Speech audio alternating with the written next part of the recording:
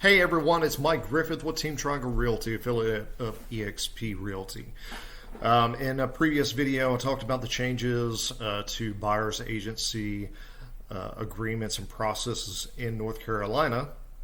But today, August 19th, 2024, I want to talk about changes to listing agreements and that process for listings and sellers that we're seeing in the marketplace.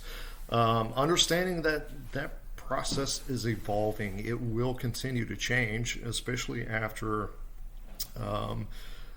states start enacting different policies and laws regulating the industry. One of the biggest things that we're seeing is now every firm is kind of acting different, but the biggest change is before, when we would enter into a listing agreement, we would discuss about the total commission and what portion of that commission was being held and kept by the listing firm and what portion of that commission would be shared with the buyer's agent firm, the cooperative commission. That process is changing. Again, it's going to vary by firm now. Before, we would take that portion of commission amount that was the seller agreed to, say, and I'll use a round number to make it easy, say they were going to split that commission and share 2.5% to the buyer's agent's firm on completion of closing. We would enter that into the MLS as long as we were an association member, and that would basically allow all of the other firms to search your listing, the seller's listing, and see what commission is being shared with them before they ever go to view the property. Now we can no longer share any commission amounts in the MLS. We can share what those commissions amount, the cooperative commission amount would be in a individual site, agent site or firm site, and other platforms, but nothing related to the MLS. How does that affect you as the seller going to list a property? Well, we're still going to have a listing agreement. That's a requirement. We have to have that by law in writing. Promotion wise, the seller always has had the option of paying for the buyer's agent's commission. For nothing has changed there. It's been that way for years. It's always been negotiable. The big change is the advertising, but a lot of sellers are now asking, do I need to pay a buyer's agent? And why would I pay? Well, the answer is simple. More exposure. By putting it in the MLS, you're getting the exposure. Now, we're going to market outside the MLS as well, but that's our biggest marketing platform, and that syndicates to all the other sites like Realtor, Zillow.com, and things, places like that. By offering a cooperative commission, we don't have to negotiate every single showing to say, hey, Mr. Seller, are you going to offer a buyer's agent commission, knowing that most of your buyers cannot afford to pay that out of pocket. And if you say, no, I'm not, those buyers absolutely have the right to not view your home, and because it's going to cost them a lot more money to purchase your home if you're not helping them out with paying their agent. Why would they use an agent? Well, at least in North Carolina, it definitely benefits them because they have their own agent looking out for their best interest. You have a listing agent like me looking out for your interest, your fiduciary duty. that is something that we're there to get you the best price, get you the best outcome that you want to obtain with your property. The buyer's agents are going to do the same for their buyer, and we have no real conflict of interest because I can argue all day long against that buyer's agent and make sure that everything is done properly, legally, and for the seller's benefit as best as possible, while the buyer is doing that for their own client. The buyer's agent is doing that for their buyer. That's one of the reasons I typically do not do dual agency.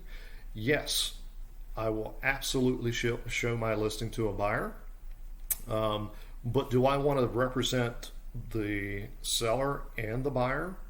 A lot of agents will say yes because I get both sides of the commission. Well, I personally don't, because I consider it a conflict of interest, because I can't properly represent my seller and get them every penny, every benefit that they want from selling their property, and do the same for the buyer. So to kind of step back a little bit, the reason we want to participate in sharing that commission with the buyer's agent is it benefits both parties. The seller, you can set a certain rate.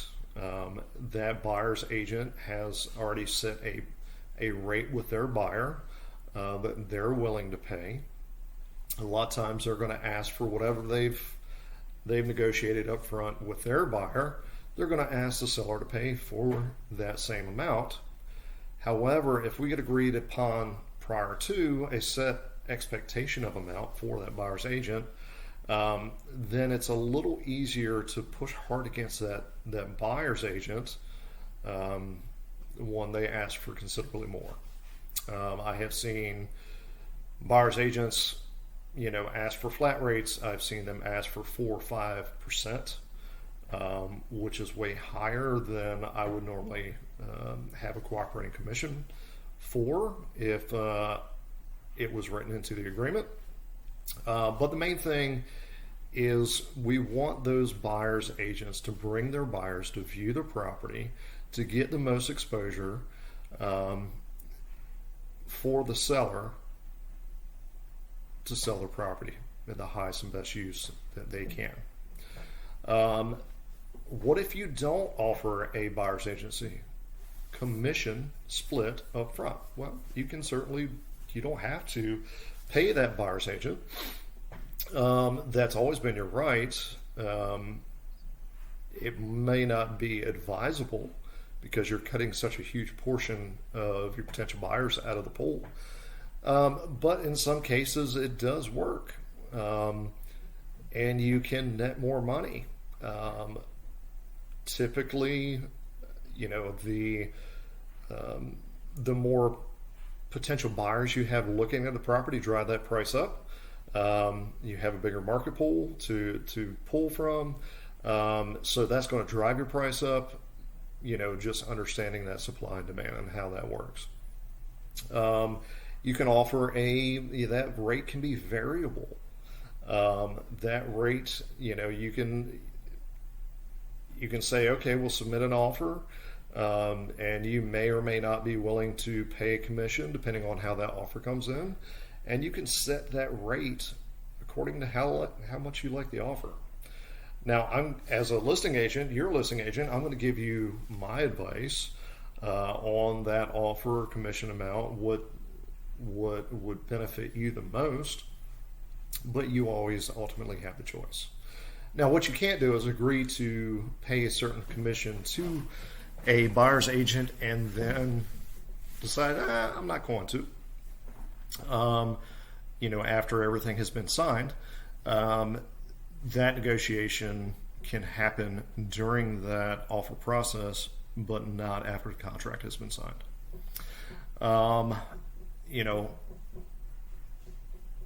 The main thing is communicate with your listing agent your views, your thoughts, your opinions. Your listing agent is going to communicate the same with you. And at the end of the day, you have options.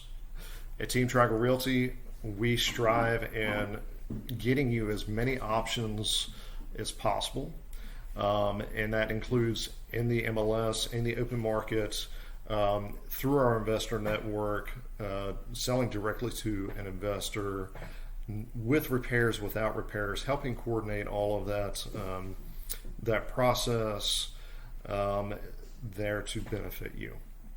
Any questions, give us a call, 919-443-9114. Talk to you soon.